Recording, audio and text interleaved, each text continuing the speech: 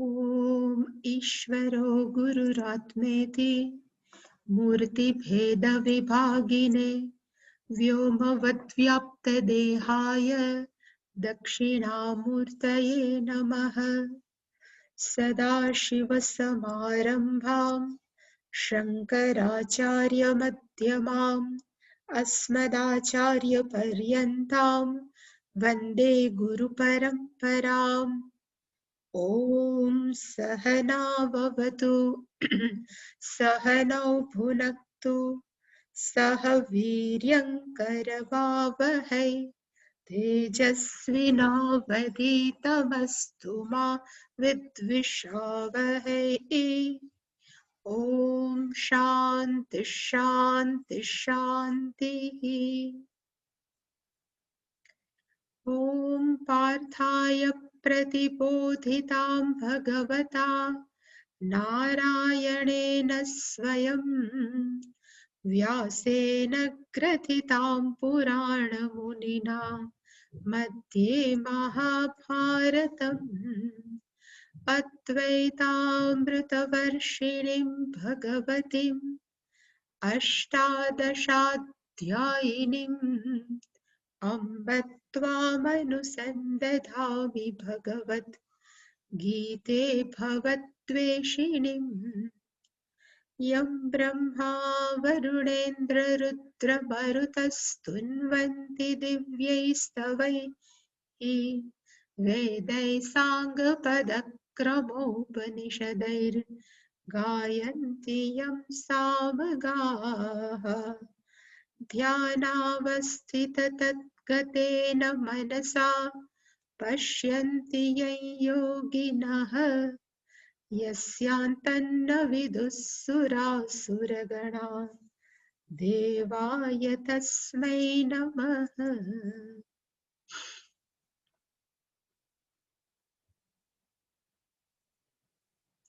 सर्वस्वरूपे सर्वेशे सर्वशक्तिसमन्विते भयेभ्यस्त्राहि no देवी दुर्गे देवी नमोऽस्तु ते। रोगान् शेषान् पहंसि तुष्टा रुष्टा तु कामान् सकलान् अभीष्टान् त्वामाश्रितान् विपन्नराणां त्वामाश्रिताः ह्यश्रयतां प्रयान्ति। सर्वाबाधा प्रशमनं त्रैलोक्यस्याखिलेश्वरी एवमेव त्वया कार्यम् अस्मद्वैरिविनाशनम्। सर्वस्वरूपे सर्वेशे सर्वशक्तिसमन्विते भयेभ्यस्त्राहि नो देवी दुर्गे देवी नमोऽस्तु ते। रोगान् शेषान् पहंसि तुष्टा रुष्टा तु कामान् सकलान् अभीष्टान् त्वामाश्रितान् विपन्नराणां त्वामाश्रिताः ह्यश्रयतां प्रयान्ति। सर्वाबाधा प्रशमनं त्रैलोक्यस्याखिलेश्वरी एवमेव त्वया कार्यम् अस्मद्वैरिविनाशनम्। सर्वस्वरूपे सर्वेशे सर्वशक्तिसमन्विते भयेभ्यस्त्राहि नो देवी दुर्गे देवी नमोऽस्तु ते। रोगान् शेषान् पहंसि तुष्टा रुष्टा तु कामान् सकलान् अभीष्टान् त्वामाश्रितान् विपन्नराणां त्वामाश्रिताः ह्यश्रयतां प्रयान्ति। सर्वाबाधा प्रशमनं त्रैलोक्यस्याखिलेश्वरी एवमेव त्वया कार्यम् अस्मद्वैरिविनाशनम्।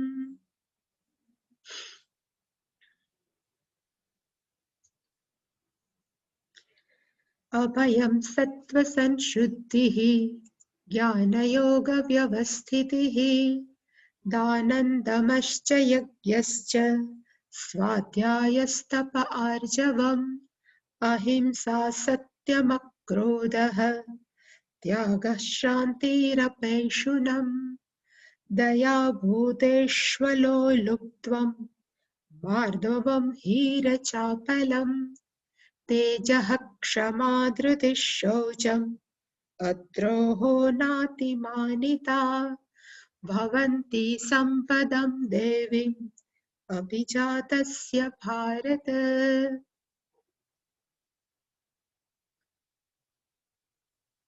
ત્રીજો શ્લોક છે એની છેલ્લી લાઈન,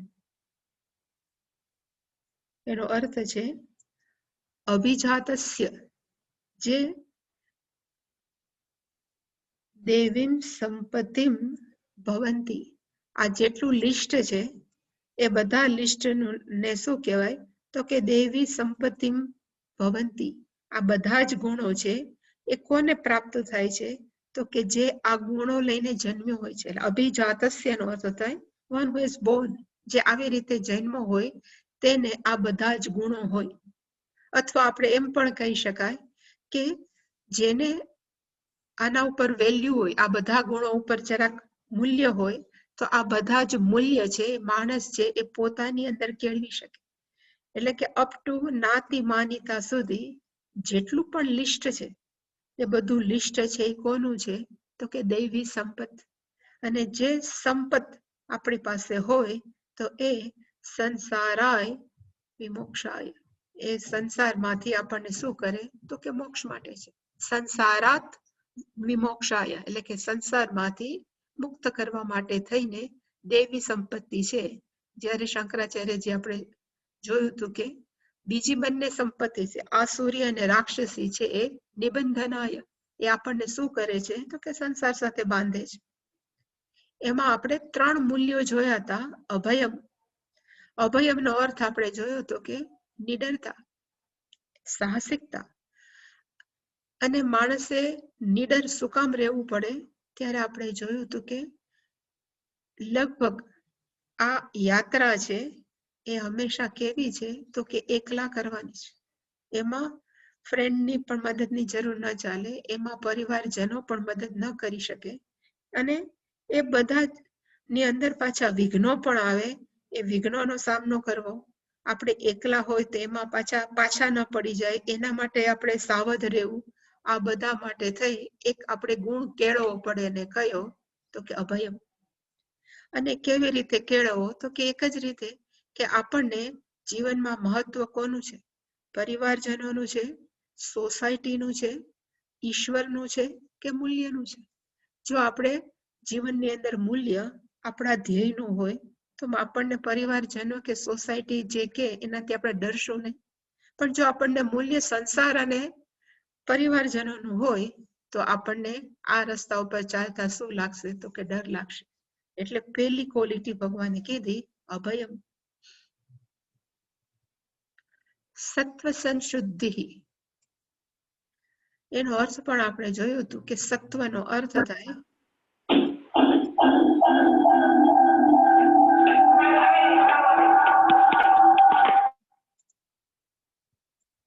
સત્વનો અર્થ થાય અંતઃકરણ, સંશુદ્ધિનો અર્થ થાય શુદ્ધિ. મનનું જે ચિત્ત આપણું શુદ્ધ હોય એને કહેવાય સત્વ સંશુદ્ધિ. અને શંકરાચાર્યજીમાં લખ્યું છે કે છેતરપિંડી ન કરે અને રમત ન કરે અને અનૃતાદિ પરિવર્જનમ, પરિવર્જનનો અર્થ થાય છોડી દેવું. જે વ્યવહાર કરતા કરતા બીજાને છેતરવાની ભાવના એને કહેવાય પરવંચન. માયા નો અર્થ થાય ઠગવું. અને અનૃતાદિ ખોટું બોલવું પરિવર્જનમ.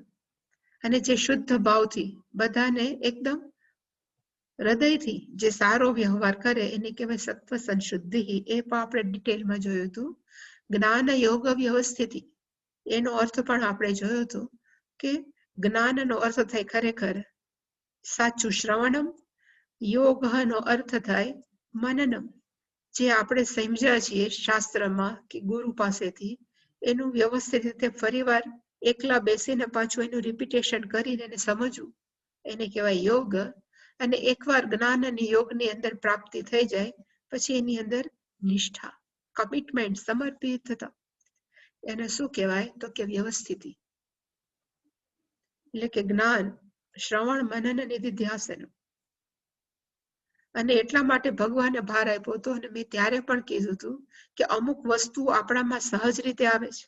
આપણે મોટા થાય એટલે આપણે શરીરમાં કરચલી આવે, મોટા થાય તો આંખનું તેજ જાય, કાનમાંથી ઓછું સંભળાય, એમાં આપણે પ્રયત્ન નથી કરવો પડતો. એ બધું ભગવાન આપણને સહજ આપ્યું છે.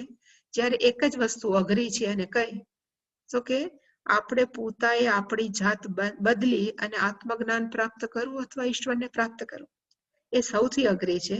એટલે કે આ બધા જ ગુણ કેળવવા છે, કેવા છે તો કે અત્યંત મહત્વના છે. એટલે હંમેશા અમુક વ્યક્તિ છે એ દલીલ કરે છે કે આ વેદાંતની અંદર એકે વસ્તુ પ્રેક્ટિકલ નથી. વેદાંત શું છે તો કે થિયરી છે, જીવનમાં બીજું બધું શું છે કે બીજી બધી જે પણ ધર્મો છે બધા પ્રેક્ટિકલ છે. પણ આનાથી વધારે પ્રેક્ટિકલ શું હોઈ શકે? જે વ્યક્તિ એમ કે હું જીવનમાં ખોટું નહીં બોલું કારણ કે હું વેદાંતનું શ્રવણ કરું, જે વ્યક્તિ એમ કે હું અભયમ, હું નિડરતા રાખીશ કારણ કે હું વેદાંત, એટલે કે પોતાના જીવનની અંદર સૌથી ઉત્તમ ગુણો વિકસાવવા, કેળવવા, આનાથી વધારે પ્રેક્ટિકલ મેં ક્યાંય જોયું નથી. પ્રેક્ટિકલ નો અર્થ એવો નથી કે હાથમાં પૂજા લઈને આપણે પૂજા જ કર્યા કરીએ એને માણસો પ્રેક્ટિકલ છે. ખરેખર પ્રેક્ટિકલ નો એમ અર્થ એ થાય કે how we live a life, આપણે આપણું જીવન કેવી રીતે જીવીએ છીએ, ડગલે અને પગલે, એક એક ક્ષણે જાગૃતિ સાથે આપણે જીવીએ કે હું મારા જીવનની અંદર કોઈ પણ મૂલ્ય વગરનું કામ નહીં કરું તો એને કહેવાય પ્રેક્ટિકલ. મારા જીવનની અંદર હું ખોટું નહીં બોલું, મારા જીવનની અંદર હું ક્યારે પણ કોઈનું અપમાન નહીં કરું, આનાથી વધારે પ્રેક્ટિકલ કાંઈ નથી. એટલે કે આ બધા જ મૂલ્યો છે એ જો આપણે આપણા જીવનમાં આચરીએ તો એ ગુણો બધા કેવા છે તો કે ગુણોને કહેવાય દૈવી સંપત્તિ. અને આપણે અટકાતા દાનમમાં મંગળવારે, અને દાનનો અર્થ થાય યથાશક્તિ સમવિભાગ અન્નાદિના. યથાશક્તિ આપણી જેટલી કેપેસિટી હોય એટલી સમવિભાગ, એનું ડિસ્ટ્રીબ્યુશન. અને કોનું કોનું તો કે અન્ન આદિ નો અર્થ થાય વગેરે વગેરે. આપણી પાસે જે પણ કાંઈ છે એને આપવું કોઈ પણ વ્યક્તિને, એને કહેવાય દાન. આજે હું પૂજ્ય સ્વામીજીની એક બુક વાંચતી હતી અને એની અંદર લખ્યું હતું કે ગામડાની અંદર ક્યારે પણ, મેં ત્યારે પણ કીધું બાર્ટર સિસ્ટમ હતી, એટલે કે ગામડાની અંદર ક્યારે પણ વેચાતું નહીં.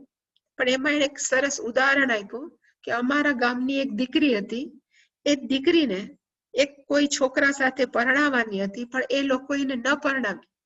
એનું કારણ એક જ હતું કે એ જે છોકરો હતો એના મા બાપ છે એ રેસ્ટોરન્ટ ચલાવતા હતા, અને રેસ્ટોરન્ટ ચલાવવું એનો અર્થ ખાવાનું બનાવવાનું વેચવું. એટલે કે જે ખાવાનું વેચે એ મોટામાં મોટું પાપ છે. એટલા માટે થઈને એ લોકોએ દીકરી ન આપી. એટલે એ જમાનાની અંદર ઇવન એક ઘર, એટલે એક ગામની અંદર એક બેન કહેવાય ને દૂધ વેચતા હતા, જે અત્યારે કમાવાનો ધંધો છે, પણ એ જે દૂધ વેચતા હતા એ બેન સાથે બધાએ બોલવાનો વ્યવહાર ન રાખ્યો. એનું કારણ કયું તો કે દૂધ વેચે છે. એટલે કે આપણે ત્યારે દૂધ વેચવું એ પણ પાપ ગણાતું. એટલે કે એ બધા કેમાં ગણાય તો કે સહજ દાન હતું. અત્યારે તો આપણને માણસોને કેવું પડે કે ભાઈ તમે દાન આપો, દાન આપો. અને દાન આપવાથી ફાયદો શું થાય તો કે દાન આપવાથી ફાયદો એક જ થાય કે મનની અંદર સૌથી ભયંકર જે વસ્તુ છે એનું નામ છે લોભ. અને જેટલો લોભ વધારે એટલા માણસો છે એને બીક વધારે. કારણ કે જેટલું આપણે સંગ્રહ કરીને રાખીએ એની પછી બીક તો હોય ને, મારી પાસેથી જતું રહેશે તો, એટલે કે એમાં ડર પેસે. અને જેટલો ડર પેસે એટલું આપણું મન કેટલું તો કે વ્યથિત, આપણું મન ડિસ્ટર્બ. એટલે દાનનો ફાયદો સૌથી મોટો કયો છે તો કે આપણા મનમાંથી લોભ જાય. એમ કે છે કે ઘણું બધું કરવું બહુ સહેલું છે પણ સૌથી અઘરું કયું છે તો કે દાન આપવું. કારણ કે દાન આપવામાં આપણે આપણું અંદરથી કાઢીને કંઈક દેવું પડે. અને મેં એ દિવસે પણ કીધું હતું કે દાનનો અર્થ એવો નથી માત્ર પૈસા. દાનનો અર્થ એ પણ થાય કે તમારી પાસે જે પણ સ્કિલ છે, કોઈ ટીચર છે, કોઈ આર્ટ ટીચર છે, કોઈ છે એની પાસે કંઈક આસનો આવડે છે, જે બધું આવડતું હોય અને એની પાસે જે આવડે છે એનું બીજાને શીખડાવવું, એને પણ કહેવાય દાનમ. અને મેં હંમેશા કીધું છે કે સૌથી અઘરું અને હાવ મફત છે તો પણ માણસો નથી કરી શકતા એ કયું દાન છે? તો કે ઇવન હાસ્ય. માણસો માણસ હસી નથી શકતા. ખબર નહીં હવે કેવો વેર હશે, અનનોન હોય કે નોન, પણ માણસો ઇવન હાસ્યનું દાન પણ નથી આપી શકતા. એટલે કે એ બધા જ આપણે દાન ક્યારે આપી શકીએ હાસ્યનું પણ? જ્યારે આપણા મનની અંદર અભિમાન ન હોય, આપણી અંદર એક પ્રાઇડ ન હોય કે હું શું કામ આપું. આ બધું છોડવું એ એક સાથે ક્યારે સહજ છે? જો આપણે આપતા શીખીએ. એટલે અહીંયા મેં લખ્યું છે કે માણસો માને છે કે જો આપણી પાસે બહુ સંપત્તિ કે બેંક બેલેન્સ હોય તો આપણે કેવા છીએ? તો કે સિક્યોર, સલામત છીએ. પણ ખરેખર જોવામાં આવે તો એ માણસો જ વધારે ઇનસિક્યોર છે જેની પાસે બહુ સંપત્તિ. બોડીગાર્ડ રાખવા પડે, જાતનું રાખવું પડે. શું કામ? કારણ કે અંદરથી બધા શું માને છે? તો કે અસલામત. અને એવા કેટલાય ફક્કડ મહાત્માઓ જોયા છે જેની પાસે કાંઈ નથી, મહારાજાની જેમ ફરે, રાજાની જેમ ફરે. તો એનાથી તાત્પર્ય શું નીકળે? તો કે જેની પાસે બહુ છે એ લોકો વધારે દુઃખી છે, વધારે લોભી છે અને વધારે ડરપોક છે. જ્યારે જેની પાસે કાંઈ નથી એ બધા હંમેશા કેવા હોય છે? તો કે સિક્યોર્ડ કે સલામત. એટલે કે માણસો એ માને છે કે સંપત્તિ હોય તો આપણે સલામત હોય, એવું ક્યાંય લખેલું નથી. સંપત્તિ જેટલી વધારે એટલા માણસો મોસ્ટલી કેવા હોય છે? તો કે ઇનસિક્યોર નથી હોતા, આપી નથી શકતા. અને એક સુભાષિત છે, બહુ બ્યુટીફુલ છે. એમાં એવું લખ્યું છે કે શતેષુ જાયતે શૂરાહ સહસ્રેષુ પંડિતાહ વક્તા શત સહસ્રેષુ દાતા ભવતી વાનવા. એનો અર્થ થાય 100 જણામાંથી કોક જ એવો છે જે શૂરવીર ઉત્પન્ન થાય. 99 કેવા હોય? તો કે ડરપોક હોય. કે 100 માંથી કોક જ શૂરવીર હોય, હજારોમાંથી કોક જ પંડિત હોય. મોટા ભાગનાને કહેવાય ને કે જ્ઞાન ન હોય, પંડિત ન હોય. વક્તા શત સહસ્રેષુ, 10,000 માંથી કોક સારો વક્તા બહાર નીકળે જેને બોલતા સારું આવડતું. આ બધાની પોસિબિલિટી તો છે કે જે 100, 1000 કે 10,000 માંથી નીકળી શકે. પણ દાતા ભવતી વાનવા, પણ દાતા છે એ નીકળવો અત્યંત અઘરો છે. કારણ કે દાતા હોય એને હંમેશા પોતાનું કંઈક આપવું પડે. એટલા માટે દાતા હંમેશા કેવો છે? તો કે અઘરો છે. એટલે કે સૌથી વધારે અઘરી વસ્તુ કઈ છે? તો કે આપણી પાસેથી કંઈક આપવું. અને હંમેશા આપણે જયારે આપીએ ત્યારે એવું માનવાની જરૂર નથી કે આપણે કોઈ મહાન છે. આપણો હાથ હંમેશા નીચો હોય જયારે આપતા હોય ત્યારે, લેવા વાળાનો હાથ ઉપર. એટલે કે હંમેશા એવું માનવું કે we are not something special, કે વી આર ગિવિંગ. પણ ખરેખર આપણે માનવું જોઈએ કે આણે મારા ઉપર ઉપકાર કર્યો છે એટલે હું એને આપી શકું છું, કે આપણે આપી શકીએ છીએ. એટલે કે દાન છે એ હંમેશા વેલ્યુની અંદર સૌથી વધારે મહત્વ આપ્યું છે. દાન દમશ્ચ. પછીનો શબ્દ છે દમઃ. દમઃનો અર્થ થાય કે ભગવાને આપણને 5 જ્ઞાનેન્દ્રિય આપી છે અને 5 છે એ કર્મેન્દ્રિય આપી છે. એ 5 જ્ઞાનેન્દ્રિય અને કર્મેન્દ્રિયને કહેવાય બાહ્યકરણ. કારણ કે એ જ્ઞાનેન્દ્રિય અને કર્મેન્દ્રિય છે એ આપણા આંખ કાનમાંથી શું થાય છે? તો અભિવ્યક્ત થાય છે. એટલે એને શાસ્ત્રમાં નામ આપ્યું છે બાહ્યકરણ. એની શાંતિ એને કહેવાય ઉપશમઃ. એને ડિમાન્ડિંગ ન રહે અને શાંત રાખવા આપણે 10 ઇન્દ્રિયોને, એને કહેવાય દમઃ. અને આપણે જો 5 જ્ઞાનેન્દ્રિય અને કર્મેન્દ્રિયને શાંત રાખી શકીએ તો આપણું અંતઃકરણ, જે આપણને મન ક્યારે દેખાતું નથી, એ સહજ રીતે કેવું થઈ જશે? તો કે શાંત થઈ જશે. એટલે કે 5 જ્ઞાનેન્દ્રિય અને 5 કર્મેન્દ્રિય. માણસો એમ માને છે કે એને કેવી રીતે આપણે કાબુમાં રાખીએ. પણ કોઈ પણ ક્રિયા કરતા હોય એટલે માણસને દબાવી દેવી. પણ શાસ્ત્ર ખરેખર એવું કહે છે કે દમઃ એટલે દબાવવું નહીં, પણ આપણે આપણી જ્ઞાનેન્દ્રિયોને એવી રીતે કેળવીએ કે જેથી કરીને એ વધારે પડતી ડિમાન્ડ જ ના કરે. સપોઝ હું હંમેશા કહું કે આપણી આંખ બહુ જોજો કરતી હોય પછી મોબાઈલ હોય, કોમ્પ્યુટર હોય કે ટીવી હોય, જોયા જ કરે. એ જોવાથી ડિસ્ટર્બ કોણ થવાનું છે? તો કે આપણું મન. એટલે કે જેટલું ઇન્દ્રિયો ડિમાન્ડ કરે એનાથી અશાંત તો કોણ થવાનું છે? તો મન જ થવાનું છે. એવી જ રીતે આપણી ખાવાની ઇન્દ્રિય છે, રસના ઇન્દ્રિય, ખાધા જ કરે. પછી ડિસ્ટર્બ કોણ થવાનું છે? તો કે મન. ગમે એ પાંચ કર્મેન્દ્રિયો કે જ્ઞાનેન્દ્રિયો બહારથી જે પણ કરે એની ઇફેક્ટ તો ક્યાં જવાની છે? તો કે અંતઃકરણ ઉપર જ. બહુ ચાલીએ તો પણ માનસિક થાકીએ, વધારે પડતું આપણે હાથેથી કામ કરીએ તો પણ થાકીએ. કોઈ પણ વસ્તુ ઓવર એક્ઝાગરેટ જે હોય એનાથી માણસોથી તકલીફ કોને થાય? તો કે મનને. એટલે કે પહેલી જરૂર કોની છે? તો કે દમહન. એટલે કે આપણી 5 જ્ઞાનેન્દ્રિયો અને 5 કર્મેન્દ્રિયો કેવી હોવી જોઈએ? તો કે આપણા કાબુ. બૌદ્ધિઝમ છે ને એની અંદર ઘણા બધા પ્રકારના મેડિટેશન છે. એવું કે છે કે એમાં 300 ઉપર મેડિટેશન છે. આપણને એમ થાય કે આ મેડિટેશન આટલા બધા કેમ હશે? પણ એ લોકોની ધ્યાનની પદ્ધતિનો અર્થ ચાલવાનું મેડિટેશન, ખાવાનું મેડિટેશન, નાવાનું મેડિટેશન, પછી વાત કરવાનું મેડિટેશન, કોઈને જવાબ આપતા હોય મેડિટેશન. એટલે આપણને એમ થાય એનો અર્થ શું થાય? તો કે જ્યારે ચાલતા હોય ત્યારે સંપૂર્ણ આપણું ફોકસ ક્યાં હોવું જોઈએ? તો કે પગ ઉપર, કે મારા પગ ક્યાં પડે છે? તો એને શું કહેવાય? તો કે વોકિંગ મેડિટેશન. આપણે જ્યારે જમતા હોય ત્યારે આપણને ખબર પડવી જોઈએ કે મોઢામાં કયો કોળિયો મુકાય છે, કે હું શું ખાઉં છું. તો આપણું આખું ખાવાનું ફોકસ અત્યારે ક્યાં છે? તો કે જમવા. તો એને પણ શું કહેવાય? તો કે ઈટિંગ મેડિટેશન. ઇવન એ લોકો કે સપોઝ તમને કોઈ બોલાવે પાછળથી અને આપણે તરત ફરી જાય, તમે જો માર્ક કરજો, આપણને તરત હા કરીને ફરી જાય. પણ કે તમારે કોણ બોલાવે છે, શું કામ બોલાવે છે, અને તમારા સમગ્ર મનને પછી માથું ફેરવી અને તમારે જવાબ આપવો શું કામ છે. એનો અર્થ કે કોઈ પણ કામ કરીએ ત્યારે કામ કરતા કરતા, 1 મિનિટ હું લાઈટ બંધ કરી દઉં.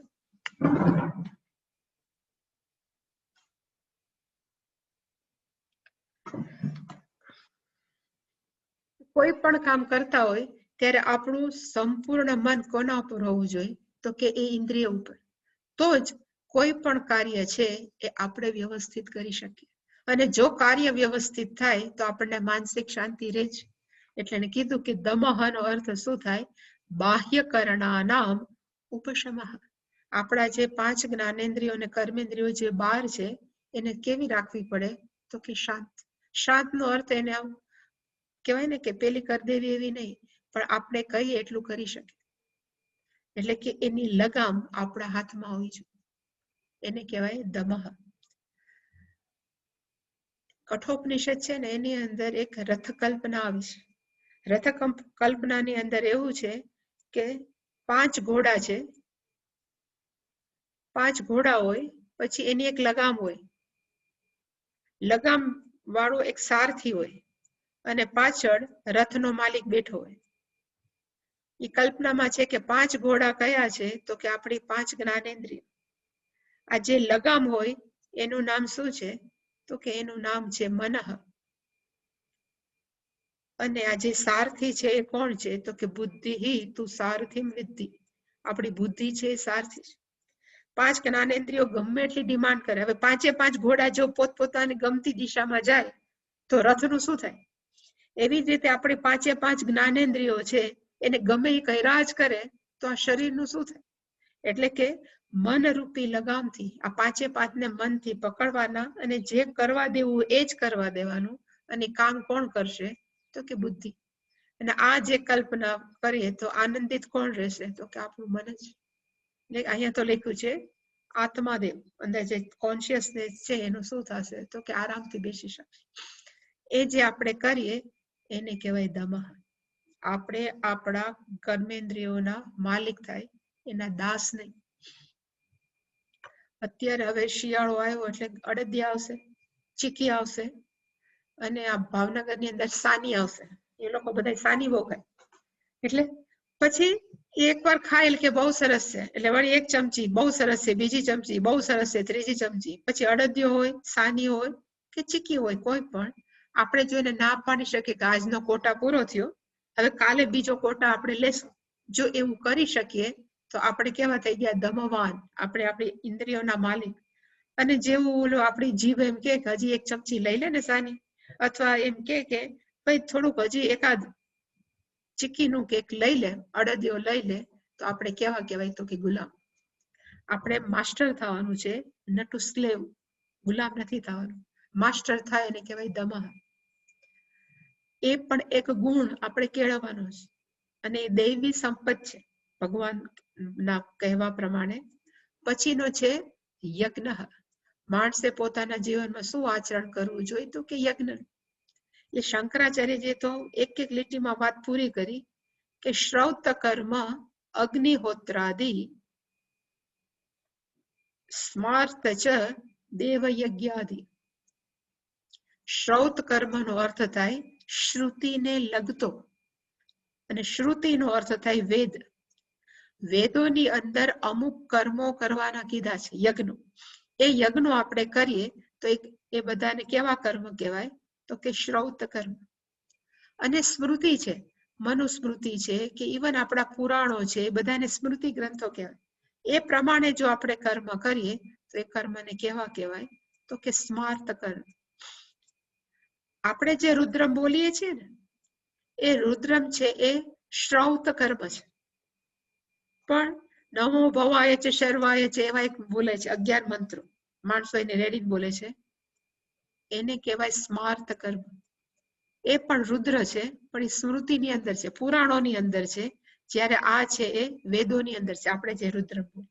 એટલે કે બંનેની અંદર જે કહેવાની ભગવાનને લગતી જે પૂજાનું કહેવામાં આવ્યું છે, જે કરે એનું નામ છે યજ્ઞ. એની સ્પષ્ટતા આપણે જોઈએ તો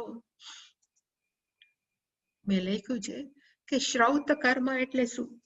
એટલે મેં સ્પષ્ટતા કરી, વેદસ્ય કર્મ. વેદોમાં જે લખ્યું છે કે તમારે આ યજ્ઞ કરો, આ કરવું, એને કહેવાય શ્રૌત કર્મ. સ્માર્ત કર્મ એટલે શું? તો કે સ્મૃતિ કર્મ. સ્મૃતિ કોને કહેવાય પાછું તમને ખબર હોવી જોઈએ કે બધા જ પુરાણો નું નામ છે સ્મૃતિ. ઇવન મહાભારત છે, રામાયણ, એને ઇતિહાસ કહેવાય. પણ 18 પુરાણ ને શું કહેવાય? તો કે સ્મૃતિ ગ્રંથ. અને એનું કારણ શું કામ? વેદ જ્યારે બધા વેદના મંત્રોને ઋષિઓ જ્યારે પોતાના મનની અંદર એને જોયા, એને કહેવાય મંત્ર દ્રષ્ટારહ. બધા મંત્રોને કોઈ લખ્યા નહોતા, કે ત્યાં લખવાની લિપિ જ નહોતી. એટલે બધા જ મંત્રો ઋષિઓએ પોતાના મનની અંદર ધ્યાનમાં જોયા. હવે એને પ્રિઝર્વ કરવા છે, એને સાચવવા છે. તો કેવી રીતે સાચવવા? એટલે એ ગુરુએ પોતાના શિષ્યને બોલી બોલીને સંભળાવ્યા. એટલે કે ગુરુએ શિષ્યને સંભળાવ્યા. એ જે સાંભળવાની ક્રિયા છે ને, એને કહેવામાં આવે છે શ્રુતિ. આપણે શ્રવણમ કહીએ છીએ, એનું બીજું નામ છે શ્રુતિ. શ્રુ છે એ ક્રિયાપદ, શ્રવણમ આમાંથી થયું છે. એટલે વેદોનું બીજું નામ શું પડ્યું છે? તો કે શ્રુતિ. પછી એ શિષ્યો એના શિષ્યોને, એના શિષ્યો એના શિષ્યોને, એવી રીતે પરંપરાગત આ બધા જ વેદના મંત્રોની આ બધાએ શું કર્યું? તો કે જાળવણી કરી. અને આ જાળવણી કરવાથી પછી વેદવ્યાસ પિક્ચરમાં આવ્યા, ત્યારે આ બધા મંત્રોને એને સેપરેટ કર્યા વેદવ્યાસથી, કે જે ગાઈ શકાય છે તો એ કયું હોય? તો કે સામવેદ. પછી જેની અંદર પ્રોઝ ફોર્મમાં છે, ગદ્ય વિભાગ છે, તો એને શું કહેવાય? જેટલા મંત્રો, તો કે એને કહેવાય ઋગ્વેદ. પછી જેની અંદર બધું મેડિસિનલ છે, માણસોની તંદુરસ્તી કેમ સાચવવી એવા જ મંત્રો છે, તો એનું નામ શું કહેવાય? તો કે અથર્વવેદ. અને જે આપણે ચેન્ટ કરી શકીએ, એમાં 7 કહેવાય ને છંદો છે, એની સાથે ચેન્ટ કરી શકીએ, તો એનું નામ શું છે? તો કે યજુર્વેદ. એ વેદવ્યાસજીએ એને સેપરેટ કરીને નામ આપ્યા. ત્યાં સુધી તો બધા મંત્રો સંભળાવીને એના શિષ્યોને કરાવતા. એટલા માટે એ બધા જ મંત્રોને એક નામ શું આપવામાં આવ્યું? કે શ્રુતિ ગ્રંથ. શ્રુતિ ગ્રંથનું પર્યાયવાચી કયું છે? તો કે વેદો. અને વેદોમાં જે કર્મ લખ્યા હોય એને શું કહેવાય? તો કે શ્રૌત કર્મ. અને એ જમાનાની અંદર જનરલી કોઈ ડેઇટી નહોતી, કોઈ પણ પ્રકારની મૂર્તિ નહોતી કે જેને આપણે પધરાવીને એની પૂજા કરીએ. ત્યારે ખરેખર શું હતું? તો કે માત્ર અગ્નિની જ પૂજા થતી. એટલે બધાના ઘરની અંદર શું હોવું જોઈએ તો કે અગ્નિ. અને એને રોજ સાચવણી કરી અને એમાં રોજ હોમ આહુતિઓ આપવાની સવાર સાંજ, એને કહેવાય અગ્નિહોત્ર કર્મ. એ કેમાં લખ્યું હતું તો કે એને કહેવાય શ્રૌત કર્મ. અને એ જમાનામાં મોટા ભાગના કોઈ કહેવાય ને કે જર્ની કરતા જ નહીં, યાત્રા કરતા જ નહીં, લગભગ એક જ ઘરે કે બહુ બહુ તો સાંજે જઈને પાછા આવે, નહોતું એક ટ્રાન્સપોર્ટ નું કોઈ વ્હીકલ. એટલે કે એ લોકો સવાર સાંજ અગ્નિને સાચવવાની જે પણ ક્રિયાઓ એ કરી શકે. અને જયારે મરે ત્યારે એ બ્રાહ્મણને એ જ અગ્નિથી પાછો અગ્નિદાહ પણ આપે. પરણે ત્યારે અગ્નિ ઘરે લઈ આવે, પછી એની સાચવણી કરે. એ સાચવણી કરીને જયારે મૃત્યુ પામે ત્યારે એ જ અગ્નિથી એ બ્રાહ્મણને અગ્નિદાહ આપવામાં આવે, છેલ્લો અગ્નિ સંસ્કાર. એ રિચ્યુઅલ ને કહેવાય અગ્નિહોત્ર રિચ્યુઅલ. એ બધા જ બ્રાહ્મણો માટે કમ્પલસરી હતું એ વેદોના જમાનામાં. અને એ જે કરે એને કહેવાય શ્રૌત કર્મ. પણ આપણે તો રોજ ભાગવા વાળા છીએ, કહેવાય ને લાઈફ ફાસ્ટ લાઈફ જીવવા વાળા છીએ. અગ્નિહોત્ર ક્યાંથી? અત્યારે ભારતની અંદર એવું કહેવાય છે કે માત્ર 360 કુટુંબો એવા છે જે હજી અગ્નિહોત્ર નું પાલન કરે છે. ઓનલી 360. 135 કરોડ જનતાની અંદર ખાલી 360 એવા છે. અને એ પણ પર્ટિક્યુલરલી સાઉથમાં છે અને થોડાક મહારાષ્ટ્રમાં. ગુજરાત વાળા આપણે કોઈ કરીએ નહીં. એવું કોણ થાય? આપણે તો બધા ફરવા વાળા માણસો, જલસા વાળા. એટલા માટે સ્માર્ત કર્મ તો કોને કહેવાય? સ્મૃતિ કર્મ કોને કહેવાય? તો કે ગીતાને પણ સ્મૃતિ કહેવાય. તો ગીતાની અંદર જે કર્મયોગ છે એને આપણે શું કહી શકીએ તો કે સ્માર્ત કર્મ. અને કર્મયોગની અંદર બે જ વસ્તુ છે, કર્મ કરવું કેમ અને કર્મનું ફળ સ્વીકારવું કેમ. એ ભાવનાથી આપણે જે કર્મ કરીએ એને પણ સ્મૃતિ કર્મ કહેવાય. કર્મ હું કેવી રીતે કરું છું તો કે ભગવાનને અર્પણ કરવાની ભાવનાથી, તો સ્મૃતિ કર્મ.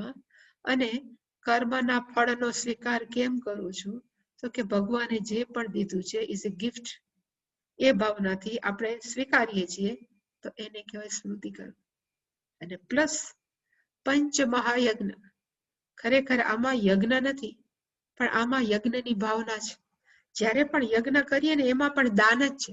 આપણે કોઈ યજ્ઞ કરીએ એમાં બ્રાહ્મણોને બોલાવે તો બ્રાહ્મણને દાન હોય, કારણ કે યજમાન હોય એ બ્રાહ્મણોને બોલાવે, પછી યજમાન છે બધાને જમાડે, યજમાન છે પૂરું થાય પછી બધાને દાન આપે. એટલે કે યજ્ઞ એટલે ખરેખર દાન જ કહેવાય. એવી રીતે જે પણ ગૃહસ્થ છે એને પોતાના ઘરની અંદર પંચ મહાયજ્ઞ કરવો જ જોઈએ. અને પંચ મહાયજ્ઞ એટલે શું તો કે એક ભગવાનની રોજ પૂજા પાઠ કરી એને આપણે કહીએ છીએ દૈવ યજ્ઞ. કારણ કે ભગવાને આપણને આપ્યું છે તો એના માટે કંઈક કરવું, એને આપવી, આપણી પૂજા, આપણા નમસ્કાર આપવા, એને કહેવાય દેવ યજ્ઞ. આપણું શરીર જેના થકી છે એને કહેવાય પિતૃયજ્ઞ. આપણા ફોર ફાધર્સ, આપણા માતા પિતા, એને કહેવાય પિતૃયજ્ઞ. પછી આવે બ્રહ્મ યજ્ઞ. આપણા શાસ્ત્રની અંદર જે જ્ઞાન છે એ આપણી બીજી પેઢીને આપવી, એને કહેવાય બ્રહ્મ યજ્ઞ. સમાજમાં જે જીવીએ છીએ મનુષ્ય માટે થઈને આપણે કંઈક ને કંઈક એને આપીએ એને કહેવાય મનુષ્ય યજ્ઞ. ટુ હેલ્પ હ્યુમન બીંગ્સ એને કહેવાય મનુષ્ય યજ્ઞ. અને મનુષ્ય સિવાયના જેટલા પ્રાણીઓ છે એના માટે આપણે કાંઈ પણ મદદ કરીએ એને કહેવાય ભૂત યજ્ઞ. એટલે કે આપણે કીડિયારું પૂરીએ, પ્લસ આપણે ગાયને આપીએ, ચારો નાખીએ, વડલે પાણી રેડીએ, એ બધું જ જે વૃક્ષો માટે કરીએ, ઇન્સેક્ટ માટે કરીએ કે કોઈ માટે બીજા માટે કરીએ એને કહેવાય ભૂત યજ્ઞ. એને આ બધાનો સરવાળો એટલે પંચ મહાયજ્ઞ. અને આ પણ કેમાં આપ્યું છે તો કે સ્મૃતિમાં જ આપ્યું છે, સ્મૃતિ શાસ્ત્રની અંદર, કે માણસોએ આ પંચ મહાયજ્ઞનું પાલન કરવું જોઈએ. એને જ ભગવાને કીધું યજ્ઞ. અને આવી રીતે જીવન જીવવાથી ફાયદો શું થાય તો કે આપણે પંચ મહાયજ્ઞ કરીએ ત્યારે આપણે અમુક કહેવાય ને અમુક ઈશ્વરના ઋણી છીએ, પિતૃઓના ઋણી છીએ, આપણું ઋણ અદા કરીએ છીએ. આપણી ફરજમાં આવે કે આપણે જેના થકી અહીંયા અત્યારે છીએ એના માટે કંઈક કરવું, એને કહેવાય પંચ મહાયજ્ઞ. એટલે યજ્ઞ છે એ પણ દૈવી સંપતનો એક ભાગ છે. પછીનો શબ્દ છે સ્વાધ્યાય. સ્વાધ્યાયનો અર્થ શું થાય? એટલે શંકરાચાર્યજી 4 લખ્યું. એક, શાસ્ત્રનો અભ્યાસ કરવો. તૈત્રીય ઉપનિષદમાં એવું લખ્યું છે, સ્વાધ્યાય પ્રવચનાભ્યામ ન પ્રમદિતવ્ય. માણસો છે એ સપોઝ અત્યારે બેઠા ચોપડી ખોલી પછી શું તો કે દબાઈ ના. ક્યારેક કોઈ પણ વ્યક્તિ કોઈ ખોલતા હોય તો વેલ એન્ડ ગુડ, પણ મોટા ભાગના માણસો છે એ ક્યારે પણ પુસ્તક નથી ખોલતા. પણ એકવાર જે ભણ્યા હોય શાસ્ત્ર પાસેથી કે ગુરુ પાસેથી, એનો ફરીવાર અભ્યાસ કરવો એને કહેવાય સ્વાધ્યાય. અને શાસ્ત્ર પ્રમાણે ન પ્રમદિતવ્ય, એમાં ક્યારે આળસ ન કરવી. આળસ છે ટીવીની સિરિયલ જોવામાં કરવી, આળસ છે પિક્ચર જોવામાં કરવી, આળસ છે કદાચ વધારે પડતું સારું ખાવામાં કરવી, પણ આમાં ક્યારેય ન કરવી. એ જ એને કહેવાય સ્વાધ્યાય. પછીનો શબ્દ છે બ્રહ્મયજ્ઞ, જે આ પંચ મહાયજ્ઞનો એક ભાગ છે. એટલે મેં અહીંયા એક્સપ્લેન નહોતો કર્યો કે બ્રહ્મયજ્ઞનો અર્થ થાય કે સપોઝ ગૃહસ્થનું ઘર છે. ગૃહસ્થના ઘરની અંદર માતા પિતા હોય ને બાળકો હોય, અને અથવા 3 પેઢી હોય. માતા પિતા, એનો દીકરો, પછી એના વાઇફ અને એનું સંતાન, એટલે કે પુત્ર કે પૌત્રી. હવે માતા પિતાની જવાબદારી કઈ છે? પછી આ હોય પહેલી પેઢી હોય કે સેકન્ડ જનરેશન હોય, પોતાને જે પણ શાસ્ત્રનું આવડતું હોય એ બધું જ ત્રીજી પેઢીને આપવું જોઈએ, એને સમજાવવું જોઈએ. વાર્તા કરતા વિઝ્યુઅલ છે કે બોલીને છે, પણ એ બધું સમજાવી દેવું. એ કોની ફરજ છે? કા દાદા દાદીની અથવા માતા પિતાની. એ જે પોતાના બાળકોને સારા સંસ્કારો કે શાસ્ત્રનું સિંચન કરવામાં આવે એને કહેવાય બ્રહ્મયજ્ઞ. એટલે કે એક જનરેશન થી બીજી જનરેશનની અંદર શાસ્ત્ર આપ્યું. હું પહેલા કે આઈ થિંક 2-3 દિવસ પહેલા કીધું, આજે પાછું રિપીટ કરું છું કે જે ઘરની અંદર પુરુષ છે, પછી પિતા હોય, પતિ હોય, જે પણ હોય, એ જો વહેલા ઉઠીને ભગવાનની પૂજા કરે ને, એની ઇમ્પેક્ટ છે એ ટોટલી ડિફરન્ટ. એ પૂજા કરે અને પછી જમે કે નાસ્તો કરે તો આખા પરિવારની અંદર ખબર પડે કે વડીલ છે એ શું કરે છે, તો કે પૂજા કરે. તો એના દીકરાઓ છે એ ફોલો કરશે. પણ જો માં છે એમ કે પેલા બધું જમાડી દો પછી નિરાતે હું તો પૂજા કરવા બેસીશ, એટલે પૂજા છે કહેવાય ને સાઈડ કર્મ છે. માણસો એને મહત્વ નથી આપતા. એટલે એ સેકન્ડ જનરેશનની અંદર જ એના જે બાળકો છે, તમે માર્ક કરજો, કોઈ પૂજા પાઠ નહીં કરે. ભાઈ તો માં એમને કર્યા કરે, પગે લાગવાનું કહે તો પગે લાગેલો, પણ બીજા કોઈ નહીં કરે. એટલે કે જે ઘરની અંદર વડીલની વધારે જવાબદારી કઈ છે કે હંમેશા ઉઠી અને કાંઈ પણ જે પણ એને ઘરમાં, પછી શૈવ હોય કે વૈષ્ણવ હોય, પછી શંકર ભગવાન હોય કે પછી કૃષ્ણ ભગવાન, કોઈ પણ છે, જો એની સેવા પૂજા કરે, બાળકો છે ને એને ભણાવવાની જરૂર નહીં પડે, એ એમને પિકઅપ કરી લેશે. બાજુમાં બેસી જશે છોકરું. જો તમે અભિષેક કરતા હો તો એને બાળકોને કહે તું અભિષેક કર, એ અભિષેક કરશે. શું કરે છે એને ખબર નથી, પણ ધેટ ચાઇલ્ડ વિલ પિકઅપ. મોટું થઈને એ પોતે કરવા મળશે. પણ માં છે એ જયારે બધા જમાડી નાઈ ધોઈને 12 વાગે પૂજા કરવા બેસે તો હુ વિલ નોટિસ. એટલે કે એ જે બાળકોની અંદર સંસ્કારનું સિંચન કરવું એને કહેવાય બ્રહ્મયજ્ઞ. હનુમાન ચાલીસા હોય તો બાળકોને આવડવા જોઈએ, જે પણ ગીતાના આવડવા જોઈએ, પાઠ આવડવા, જે પણ વસ્તુ છે એ બાળકોને જ્ઞાન આપવું જ જોઈએ, એને કહેવાય બ્રહ્મયજ્ઞ. અને પછી લખ્યું કે સ્વાધ્યાયનો અર્થ શું થાય? તો કે પારાયણ. પેલા પારાયણનો અર્થ થઈ શબ્દ આવૃત્તિ. સપોઝ વિષ્ણુ સહસ્ત્ર નામ આપણે પારાયણ કરવા બેસે, નક્કી કર્યું કે 11 કરવા, તો આપણે ફટાફટ કરી જાય, એને કહેવાય આવૃત્તિનો અર્થ થાય રિપીટેશન. અને કોની? તો કે શબ્દની. ઓમ વિશ્વ વિષ્ણુ ષટકારો ભૂ, વિધાઉટ એની અન્ડરસ્ટેન્ડિંગ જો આપણે પાઠ કર્યા જ કરીએ તો એને કહેવાય શબ્દ આવૃત્તિ. પણ પછી આપણને ક્યારેક તો એમ મન થાય ને કે આ બધું બોલવું જોઈએ, એનો અર્થ શું? એમને હું મિકેનિકલી પાઠ કર્યા કરું છું. એટલે એ જ વિષ્ણુ સહસ્ત્ર નામનું આપણે અર્થ જાણીએ અને પછી એને પારાયણ કરીએ તો આપણા મનની અંદર એ એ બધા શબ્દ જ્યારે પાઠ કરતા હોય ત્યારે સ્ફૂર્ણ થાય. વિશ્વમનો અર્થ થાય વિશ્વમ, વિષ્ણુ, વષટકાર, બધાના અર્થ એના સહિતનું કરવું એને કહેવાય અર્થ આવૃત્તિ પારાયણ. એ બધું જે વ્યક્તિ પોતાના જીવનમાં કરે, પછી એ ગૃહસ્થ હોય, બ્રહ્મચારી હોય કે સંન્યાસી હોય, એ બધાને શું કહેવાય તો કે સ્વાધ્યાય. પછીનો શબ્દ છે તપઃ. તપઃનું શંકરાચાર્યજી એક લાઈનમાં જ લખ્યું કે તપઃ કોને કહેવાય તો કે વક્ષ્યમાણમ શરીરાદિ. કારણ કે આ 16મો અધ્યાય છે. 17મા અધ્યાયની અંદર તપ કોને કહેવાય એની ડિટેલ આપી. એટલે મેં ખાલી અહીંયા તમને કોટેશન આપ્યા કે અહીંયા છે શારીરમ તપ ઉચ્યતે, વાંગમય તપ ઉચ્યતે, માનસમ તપ ઉચ્યતે. દેવ દ્વિજ ગુરુ પ્રાજ્ઞ પૂજનમ શૌચમાર્જવમ બ્રહ્મચર્યમ અહિંસા ચ શારીરમ તપ ઉચ્યતે. એનો અર્થ થાય કે ભગવાન છે, ઈશ્વર છે, આપણા દ્વિજ છે, જે પૂજારીજી જેવા હોય એ આપણા ગુરુ છે. પ્રાજ્ઞાનો અર્થ થાય વડીલ, જેને આપણને હંમેશા અમુક વ્યક્તિઓ પર હંમેશા ખબર એક રિસ્પેક્ટ હોય આપણે સોસાયટીમાં, એ બધાનું રિસ્પેક્ટ આપવું એને પણ કહેવાય શારીરમ તપ.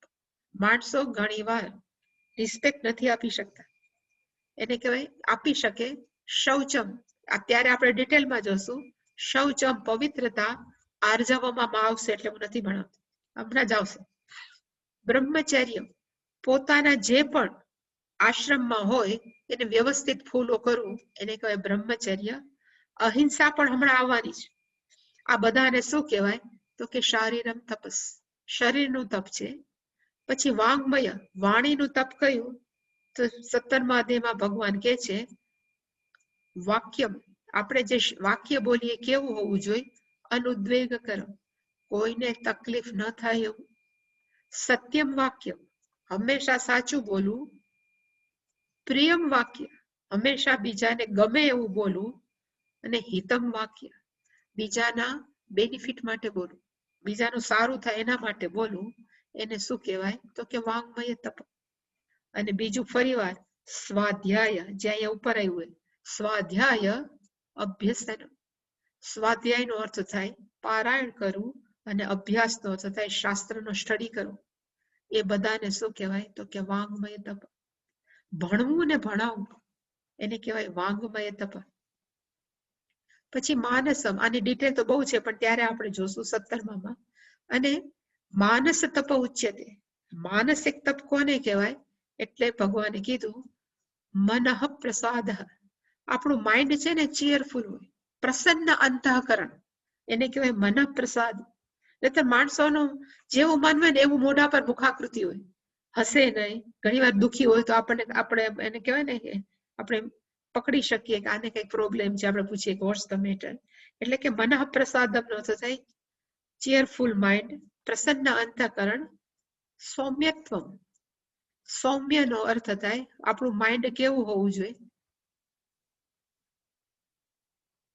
સૌમ્ય નો અર્થ થાય રુજુ, કોઈને તકલીફ આપે એવું ન હોય. મૌનમ વાણીનું તપ, વધારે પડતું બોલ ન કરવું.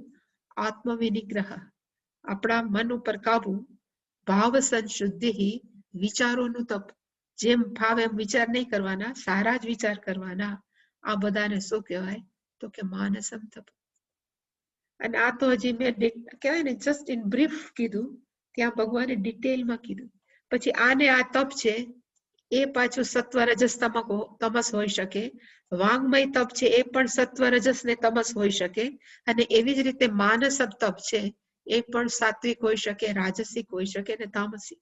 એટલે શંકરાચાર્યજી અહીંયા કહી દીધું એ બધું તો ભવિષ્યમાં કહેવાનું. પક્ષ્યમાણમ it will be said in 17th chapter. એટલે એને કઈ ડિટેલમાં તપ માટે ન કીધું. આ બધું જવા દે અને એમને આપણે જોઈએ તો તપનો ખરેખર અર્થ થાય લાઈફ ઓફ ડિસિપ્લિન. આપણી હંમેશા લાઈફ કેવી હોવી જોઈએ તો કે શિસ્તપૂર્વક ઉઠવું, શિસ્તપૂર્વક બોલવું છે એમાં શિસ્ત હોવી જોઈએ. આપણા કહેવાય ને હલન ચલન એક વસ્તુની અંદર જો આપણે શિસ્ત પાડીએ તો એ વ્યક્તિ ક્યાંય આગળ જાય. પણ જે બધું ખેંચા જ રાખે, કાંઈ પણ એમાં કહેવાય ને એના કામની અંદર કાંઈ ધડા ન હોય, એને તપ નો કહેવાય. એટલે હંમેશા સ્વામીજી અમને એમ કહેતા કે બે પ્રકારની વ્યક્તિત્વ હોય, એક જીન્સના પેન્ટ જેવી અને એક છે પાયજામા જેવી. જીન્સનું પેન્ટ એટલે શિસ્તબદ્ધ, ઇસ્ત્રી ટાઈટ હોય તો શિસ્તબદ્ધ હોય, જ્યારે પાયજામામાં આપણે ઇસ્ત્રી કરીએ ન કરીએ ઢીલો ટફો જ હોય. એ રીતે માણસોનું જીવન પણ કેવું હોય તો કે પાયજામા જેવું. આપણે કે કરવાનું તો કરી નાખશું, આપણે કે ફલાણું કરવાનું તો કરી નાખશું. એને કોઈને કઈ વેલ્યુ નહીં, મૂલ્ય નહીં એને પાયજામા. પણ તપનો અર્થ શું થાય તો કે જીન્સના પેન્ટ જેવું. માણસ કેવું હોવું જોઈએ તો કે જે કામ કરે એમાં દીપી ઉઠે એવી રીતે કામ કરે એને કહેવાય તપ. ખાલી હાથ જોડીને આંખ બંધ કરીને બેસે એને તપ નથી કહેતા. આખી આખી લાઈફ સ્ટાઇલ છે એ કેવી હોવી જોઈએ તો કે તપોમય, એને કહેવાય તપઃ. પછી આવ્યું આર્જવમ, એટલે મેં ત્યાં વર્ણન નહોતું કર્યું. આર્જવમ નો અર્થ શું થાય? મોટરમાં જે બેઠા હોય ને કારમાં, હવે કારની અંદર આપણે નવી કાર લઈને ત્યારે એકદમ સ્મૂધ જતી હોય, કાંઈ અવાજ ન આવે. પણ પછી 5-6 વર્ષ થાય એટલે એક અંદરના કહેવાય સ્પેર પાર્ટ ઢીલા થઈ ગયા હોય એટલે કંઈક બોલતું હોય, એટલે આપણે તરત એમ કહી કે અલાઇનમેન્ટમાં પ્રોબ્લેમ છે. એટલે બધું છે અલાઇનમેન્ટ નથી. એટલે કે ટાયર છે એ ટાયરને આપણા સ્ટીયરિંગ સાથે એ બધા સાથે અલાઇનમેન્ટ નથી એટલે કંઈક અવાજ આવે છે. એ જે અવાજ આવે એને કહેવાય અનઆર્જવ. આપણા શરીરમાં કેવું છે કે મોટા ભાગના માણસો છે એ બોલે કંઈક, બોલ્યા પછી ના, મોટા ભાગના માણસો છે પેલું વિચારે કંઈક, વિચાર્યા પછી આપણી પાસે આવીને બોલે કંઈક, અને બોલ્યા પછી જોવા જાય તો કરે કંઈક જુદું. એને કહેવાય કે આ વ્યક્તિ કેવી છે તો કે અનઆર્જવ, અલાઇનમેન્ટ નથી. બોલવામાં, વિચારવામાં અને કરવાની અંદર એમાં કઈ ઠેકાણું નથી, એને કહેવાય અનઆર્જવ. એનું સારું ઇંગ્લિશ થાય કે હાર્મોનિયસ પર્સન નથી. વ્યક્તિ કેવો હોવો જોઈએ? જે વિચારે એ જ બોલે, જે બોલે એ જ કરે. અને એવું એક વાક્ય છે ઇંગ્લિશની અંદર, vote you think so you become. તમે જે વિચારો એ જ તમે થઈ શકો, પણ ક્યારે થઈ શકે? જો આપણે જે વિચારીએ એ જ બોલીએ અને તો કરીએ તો. હંમેશા અત્યારે એવું કે છે કે vote you visualise so you become. મનની અંદર એક વિઝ્યુલાઇઝ કરો. ધારો કે કોઈ સંગીતકાર વાળો છે, ગાયક કલાકાર છોકરો નાનો છે 15-16 વર્ષનો, અને વિઝ્યુલાઇઝ કરે. કેવી રીતે તો કે હું મોટો ગાયક થઈશ, મારી પાસે બધા સાંભળવા આવશે, તો ટાઈમ વિલ કમ, માણસ એવો થશે કે એ સારો ગાયક થશે. એ રીતે કોઈ ડોક્ટર થવાના સપના, what you think, what you visualise, they you become. તમે બની જશો. પણ એ ક્યારે થાય? એ 3 ની અંદર અલાઇનમેન્ટ હોય, વિચારવું, બોલવું ને કરવું. હવે મનમાં ગાયક વિચારતો હોય કે મારે મોટું ગાયક થવું છે, પણ જો પ્રેક્ટિસ ના કરે, કહેવાય જે રિયાઝ કરવો જોઈએ ના કરે તો ક્યાંથી થાય? એટલે 3 ની અંદર કેવું હોવું જોઈએ તો કે અલાઇનમેન્ટ. એટલે કે ફરી પાછો એક સરસ મજાનો શ્લોક છે, એને સુવિચાર જ કહેવાય. પણ એ સુવિચારની અંદર એને કીધું કે what is the different between દુરાત્મા અને મહાત્મા. દુરાત્માનો અર્થ આપણે શું કહીએ? જે સારી રીતે કામ ન કરે. એટલે અહીંયા લખ્યું છે દુરાત્મા. દુહુ એટલે ખોટું કામ કરવા વાળા, એને કહેવાય દુરાત્મા. દુહુ આત્મા, દુરાત્મા. અને નીચે લખ્યું છે મહાત્મા. મહાત્માનો અર્થ થાય સારા માણસ. What is the difference between them? બે વચ્ચે તફાવત કયો છે? એટલે આમાં નીચેનું વાંચું. પેલા મહાત્મા કોને કહેવાય તો કે મનસી એકમ. મનમાં જે વિચારે છે એક, એ જ વસ્તુ વચસી એકમ, એ જે બોલે છે, અને જે બોલે છે એ જ કર્મણી એકમ, કરે છે પણ એ જ, એને શું કહેવાય તો કે મહાત્માનો. એટલે કે મહાત્માનું શું હોય તો કે મનસી એકમ, વચસી એકમ, કર્મણી એકમ. પણ દુરાત્મા કોને કહેવાય? એટલે એને કીધું કે દુરાત્મા કોને કહેવાય તો કે દુરાત્માનું મનસી અન્યત, વિચારે કંઈક જુદું, વચસી અન્યત, વિચારે કંઈક પછી વિચાર્યા પછી બોલે કંઈક જુદું, અને કાર્ય ચ અન્યત, કાર્ય કંઈક જુદું જ કરે. શરૂઆતમાં હું અહીંયા આવી તો મને એમ થાય કે જે બોલે એ બધા કરે જ, એવું આપણા મનમાં તો ક્યારે ન હોય. એટલે શરૂઆતમાં કોઈ મને ફોન કરતા કે ભાઈ હું છે ને તમને 4 વાગે મળવા આવું છું, તમે છો ને? મેં કીધું હા હું છું. પછી 4 વાગે આપણે રાહ જોઈએ, પછી જે ભાઈ આવવાના હોય કે બેન આવવાના દેખાય જ નહીં. પછી ન ફોન આવે ન કાંઈ આવે. બીજે દિવસે મળે તો એ ઉલ્લેખ જ નહીં કે 4 વાગે શું કામ ન આવે. પછી આપણે પૂછ્યું તમે કેમ ન તો હા તો હું ભૂલી જ ગઈ. એનો અર્થ કે માણસ બોલે કાંઈ કરે કાંઈ. આવા વ્યક્તિ છે એનું પછી લાંબુ ગાડું ચાલે નહીં, અને જો ચાલે તો માણસોને એના પર ટ્રસ્ટ ન હોય. એટલે કે સાચી વ્યક્તિ કઈ છે તો કે વિચારે, બોલે અને કર્મની અંદર કેવી હોવી જોઈએ એક. પછી જો આપણે બોલી ન શકીએ ને, એટલે આપણે કરી ન શકીએ તો બોલવું ન જોઈએ, ને જો આપણે બોલી પણ ન શકીએ તો વિચારવું ન જોઈએ. ત્રણેયમાં માણસો કેવા હોવા જોઈએ તો કે એક. એવા જે એક હોય એવા વ્યક્તિત્વને શું કહેવાય તો કે આર્જવ. અને એનું શંકરાચાર્ય લખ્યું રુજુત્વ.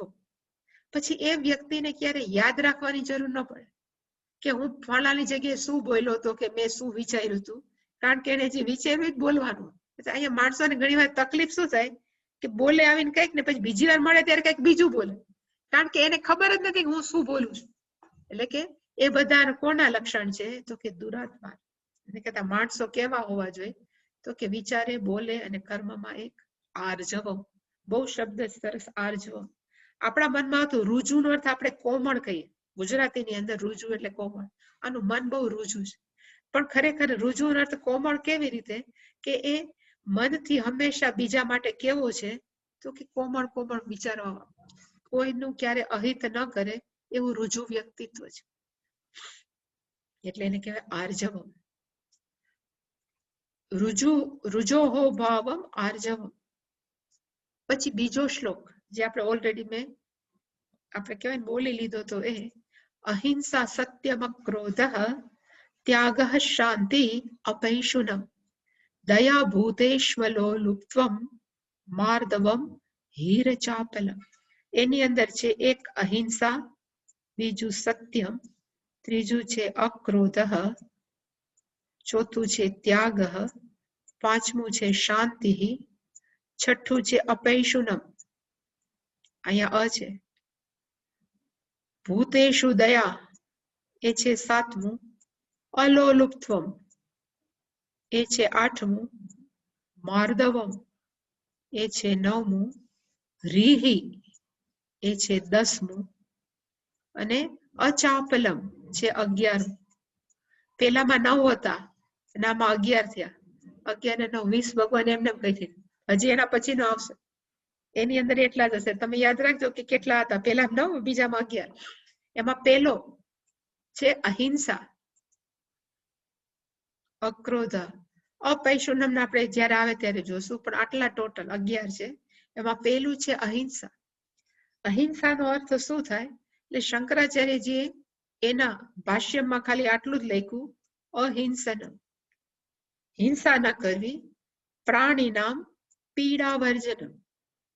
એટલે અહીંયા મનુષ્ય નામ નથી લખ્યું, પ્રાણી નામ લખ્યું છે. જો મનુષ્ય ના લખ્યું હોય ને તેમ મનુષ્યને તકલીફ ન આપવી, પીડા ન આપવી, એને કહેવાય અહિંસા. પણ અહીંયા પ્રાણી નામ લખ્યું છે. એનો અર્થ કે બધા જ ઇન્ક્લુડ થઈ ગયા. નાનામાં નાના જંતુથી લઈ અને મોટા મોટા હાથી સુધી બધા જ પ્રાણીઓ, ઇવન ઇન્ક્લુડિંગ ટ્રીઝ, ઇવન ઝાડવાઓ છે, એ બધાને પણ આપણે જાણી જોઈને ક્યારે પણ એને કાપવા નહીં, નાના પ્રાણીઓને આપણે હેરાન ન કરવા. એ બધાને શું કહેવાય તો કે અહિંસા. નોન હર્ટિંગ પર્સનાલિટી, ક્યારે પણ કોઈને તકલીફ ન આપે એવું જેનું વ્યક્તિત્વ છે એવાને શું કહેવાય તો કે અહિંસા. અને એવું કહેવાય છે કે માણસો 3 પ્રકારે હિંસા કરી શકે. કોઈ કેવી રીતે તો કે કાયિકમ, આપણે બીજાને મારી શકીએ. થપ્પડ માર્યું તો એને કહેવાય હિંસા. પણ હવે આપણે સોફિસ્ટિકેટેડ થઈ ગયા છે. આપણે બહુ થપ્પડ ન મારીએ, પણ આપણે બધે વટક શેમાં વાળીએ તો કે વાચિકમ, બોલી બોલીને આપણે બીજાને ખખડાવી નાખીએ, એને હિંસા કહેવાય. અને કદાચ આપણામાં એટલી પણ ગટ્સ ન હોય કે આપણે બીજાને ખીજાઈ ન શકીએ, તો મનોમન આપણે બીજાને છે ને કોઈ સાજ કરતા હોય, એને કહેવાય માનસ હિંસા. કે 3 લેવલે આપણે હિંસા કરીએ છીએ, મનથી કરીએ છીએ, આનું આવું થઈ જાય તો સારું, આ આવું છે તો આવું થઈ જાય, એવું વિચારવું હિંસા છે. વાચિકમ બોલીને આપણે બીજાને તકલીફો આપીએ છીએ, એને હિંસા કહેવાય. અને કાયિકમ ઘણીવાર માણસો છે ને ઝાપટ ન મારે પણ પોતાનો ગુસ્સો છે ને વાસણ પછાડીને બતાવે. ઘણીવાર મેં ભાઈઓને જોયા છે કે ઇવન બહેનો છે, કોક ઉપર ગુસ્સો આવ્યો હોય, વડીલે તો કહેવાય ને, એટલે ઘરમાં શું કરે તો કે વાસણ પછાડે.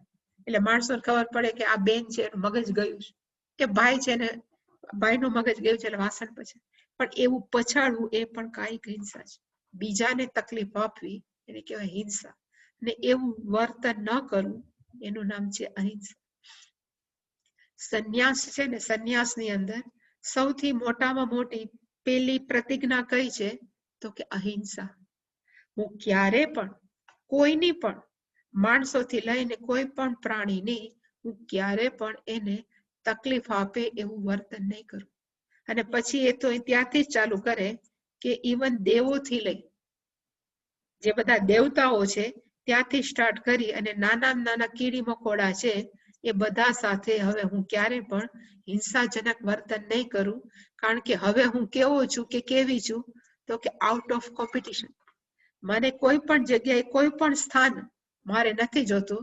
હું હવે તો સંન્યાસી છું, બધાથી બાકાત છું, મારે ક્યાંય નથી જવું, મારે કાંઈ નથી જોતું. એટલે કે દેવતાઓને નિરાશ થઈ જાય કે સંન્યાસી થાય ને તો કે આ મારું ઇન્દ્રપદ નહીં લઈ. એટલે તમે માર્ક કરજો કે વિશ્વામિત્ર બિચારે બહુ તપ કર્યું તો ઇન્દ્રિય કે ને એના તપસ્માં ભંગ પાડ્યો. પછી કેટલાય દેવતાઓ કહેવાય ને, કેટલાય રાક્ષસો છે એને બહુ તપ કરે એટલે તરત દેવતાઓ એના તપોભંગ કરવા આવે. પછી નારદ મુનિ હોય કે કોઈ, એ શું કામ કરવા આવે છે કે દેવતાઓને બીક લાગે કે અમારી પોસ્ટ લઈ લેશે. ત્યાં દેવતાઓની અંદર પણ એવું હોય ને કે આ વરુણ દેવતા છે, વાયુ દેવતા છે, અગ્નિ દેવતા છે, એને ત્યાં બહુ તપ કરીને મારું પોસ્ટ લઈ લેશે. એટલે માનસિક રીતે એક કોમ્પિટિશન છે, હરીફાઈ છે કે નહીં તો કે મારું પદ છીનવવાનું. એટલે એ લોકો પછી વિઘ્ન નાખે. પણ જે સંન્યાસી થાય એ સંન્યાસીની પેલી વાવ કહેવાય ને પ્રતિજ્ઞા કઈ છે, એટલે કે સંન્યાસી મોટેથી બોલવાનું ખરેખર કે નાવ આઈ એમ આઉટ ઓફ કોમ્પિટિશન. સંસ્કૃતમાં કે હું બધી જ કહેવાય ને હરીફાઈથી હું દૂર છું, મારાથી કોઈ બીવાની જરૂર નથી. હું ક્યારેય કોઈ પણ રીતે બોલીને મનથી કે શરીરથી હું ક્યારેય કોઈને તકલીફ નહીં આપું. એટલે સંન્યાસી થાય ને પછી દેવતાઓ એને બહુ હેરાન ન કરે. કારણ કે એને એમ છે કે આને ક્યાં ઇન્દ્રપદ લેવું, આ તો આઉટ ઓફ કોમ્પિટિશન છે, કોઈની ક્યારે હિંસા નહીં કરે. એટલા માટે થઈને સૌથી ધ બેસ્ટ વેલ્યુ મૂલ્ય કે દૈવી સંપત શાસ્ત્ર પ્રમાણે કઈ છે તો કે અહિંસા. ક્યારે પણ કોઈનું પણ આપણે મનથી વાણીથી ખરાબ ન ઈચ્છું. એના પછીનું અહિંસા પછીનું છે સત્યમ. હવે 1 મિનિટની જ વાર છે, પણ સત્યમનો અર્થ શંકરાચાર્યજી પોતે જ લખ્યો, એનો અર્થ આપણે સોમવારે જોશું. પણ એને કીધું કે વર્જિતમ. સત્યનો અર્થ શું થાય તો કે વગરનું. કેવા વગરનું હોવું જોઈએ તો કે અપ્રિય વર્જિતમ. ન ગમે એવું નહીં બોલવાથી વર્જિતમ, અપ્રિય વર્જિતમ. અને પ્લસ અનૃત વર્જિતમ. આમાં અપ્રિય છે ને એક અનૃતમ છે. ખોટું ન બોલવું અને અપ્રિય ન બોલવું ઇઝ ઇક્વલ ટુ સત્યમ. આપણને એમ જ થાય કે સત્યમનો અર્થ મેં ત્યારે મેં કીધું તો કે સત્યમનો અર્થ આપણે શું લઈએ તો કે ખોટું, એટલે કે સાચું જ બોલવું. પણ શાસ્ત્ર ક્યારે એવું નથી કહેતું કે સાચું ન બોલવું. શાસ્ત્ર એમ જ કહે છે કે અપ્રિય વર્જિતમ. ક્યારે પણ કોઈને ખરાબ થાય, કારણ કે આપણે પેલા અહિંસાનું લીધું ને પછી આપણે જેમ ફાવે બોલવા માંડીએ, હું તો સાચું જ કહું છું, તો એને શું કહેવાય તો કે હિંસા કહેવાય. એટલે કે અનૃત વર્જિતમ. અને માણસો ઘણી વાર એવું મને કહેવાય ને કે છે કે સત્ય તો હંમેશા કડવું જ હોય છે, આપણે સત્ય તો કેવું જ પડે ને પછી પરિવારજનો હોય કે સોસાયટી હોય. પણ એવું નથી. આપણે જો બીજાના વખાણ કરી શકતા હોય તો કોઈ પણ વ્યક્તિની અંદર કાંઈક તો ક્વોલિટી હોય જ. પેલા એના વખાણ કરો, પછી પ્રેમ તેમ કહેવાય કે બધું સારું છે, આમાં થોડુંક ચેન્જ થાય તો સારું, તો એ ખરાબ નહીં લાગે. પણ સીધું ધડ દઈને કહે તારામાં ખામી છે ફલાણું છે તો માણસને ખરાબ જ લાગે. એટલે કે હંમેશા પ્રિય, કાલે એનો અર્થ જોશું, કાલે ને સોમવારે, સત્યમ બ્રુયાત પ્રિયમ બ્રુયાત. માણસોની વાણી હંમેશા કેવી હોવી જોઈએ? આપણે કે મીઠી વાણી, જેનાથી બીજાને તકલીફ ન થાય. પણ એની ડિટેલ મંડે સોમવારે આપણે જોશું. કોઈ પણ પ્રશ્ન?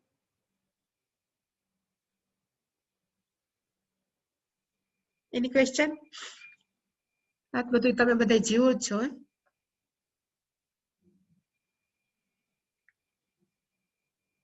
નો ક્વેશ્ચન? તો શું પૂર્ણ બધા કરીએ?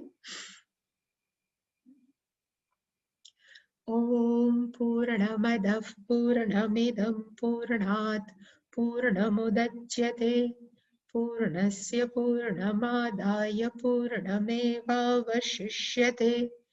ઓમ શાંતિ શાંતિ શાંતિ. હરિ ઓમ શ્રી ગુરુભ્યો નમઃ. હરિ ઓમ.